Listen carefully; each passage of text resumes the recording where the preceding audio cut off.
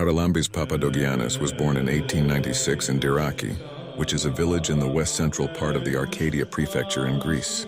His father Haralambi died in his infancy and thus took on his name. His mother remarried and moved to a nearby village, but left Haralambi behind with his paternal relatives.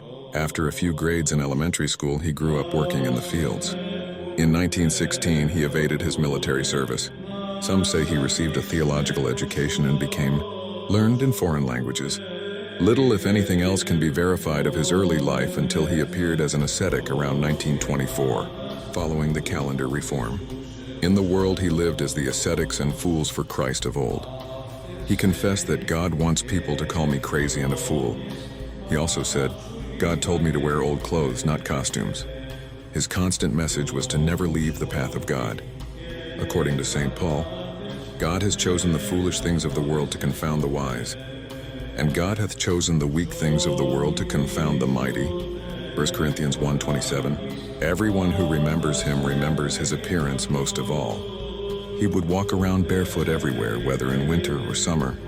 Around his waist he wore a bag in which he kept oil to light, the oil lamps in the surrounding chapels, and food which he begged from those who were well off, which he would give to the needy.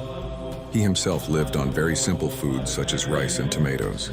His hair was uncombed and unwashed, and his clothes were old. Around his neck was a wooden cross which he had made. Sometimes he would walk around with a lamp that contained the flame of the holy light from Jerusalem.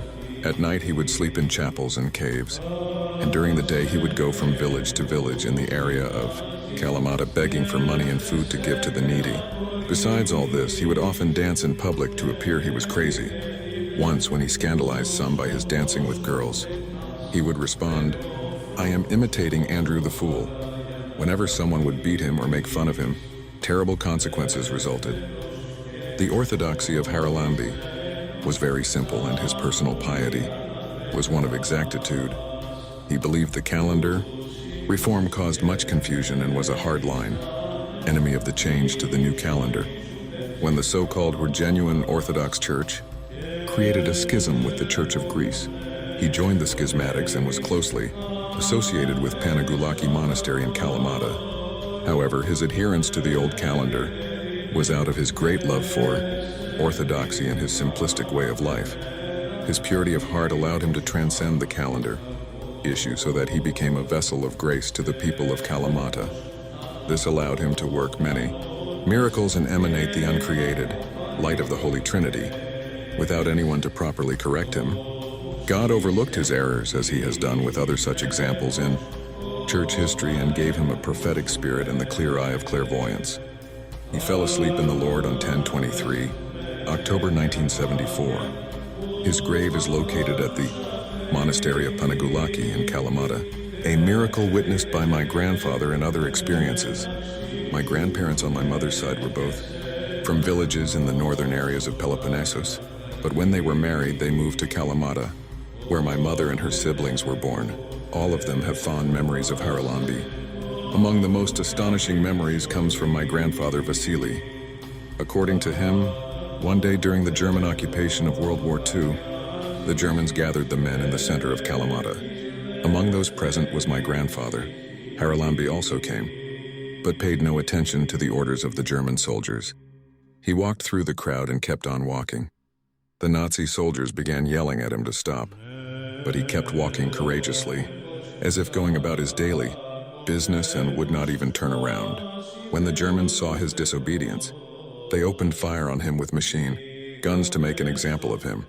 All the Greeks of Kalamata who reverenced Haralambi were amazed when they saw that not one bullet touched him. Despite the Germans being experienced gunmen, the Germans were dumbfounded and went to capture him. When they saw he was an ascetic, they let him free. Whenever my grandfather relates this story, which he saw with his own eyes, and which is recorded by others in Haralambis' biography, astonishment still comes over his face. Many years later, after I read the biography of Haralambi, I told him some extra details that he did not know. When Haralambi later went to the various houses on his daily route, people would ask him what happened. He would then reach into his pocket and show them a handful of bullets. He would say that the bullets bounced off him and ended up miraculously in his pocket. When I told my grandfather this, he just about fell silent with awe. My mother, Panayota, who was baptized with the old calendar in the monastery of Panagulaki in the mid-1950s, remembers Haralambis as a little girl walking through Kalamata. His appearance, described above, was most striking to her, but she says that she was never afraid of him but saw him as a holy man. Once he even blessed her. She told me that she would feel sorry for him when she would sometimes see young boys throw rocks at him and wondered where he was in the winter. She also remembers him preaching about the end of the world. Even today, one of her fondest childhood memories growing up in Kalamata was seeing Haralambis.